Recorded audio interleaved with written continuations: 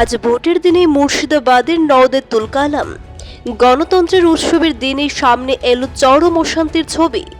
Vote চলাকালীন সময়ে আমজনতা উন্নয়ন পার্টির প্রার্থী হুমায়ুন কবিরের সঙ্গে তৃণমূল কর্মীদের তীব্র ধস্তাধস্তি ও হাতাহাতির অভিযোগ। পরিস্থিতি নিয়ন্ত্রণে নামা কেন্দ্রীয় বাহিনীর সঙ্গে শুরু হয় ধাক্কাধাক্কি। উত্তেজনা ছড়িয়ে পড়ে গোটা এলাকায়। মুখোমুখি অবস্থানে হুমায়ুন কবির এবং তৃণমূল কর্মীরা। চকের সামনে উত্তপ্ত পরিস্থিতি, আতঙ্কে সাধারণ ভোটাররা। ভোটের দিনেই এমন সংঘর্ষ ঘিরে উঠছে বড় প্রশ্ন, নির্বাচন কি শান্তিপূর্ণভাবে সম্পন্ন হচ্ছে? এই ঘটনার প্রতিবাদে রাস্তার ধর্নায় বসে পড়েন হুমায়ুন কবির। তার অভিযোগ, পরিকল্পিতভাবে তাকে এবং তার কর্মীদের বাধা দেওয়া হচ্ছে, প্রভাবিত করা হচ্ছে ভোট প্রক্রিয়া।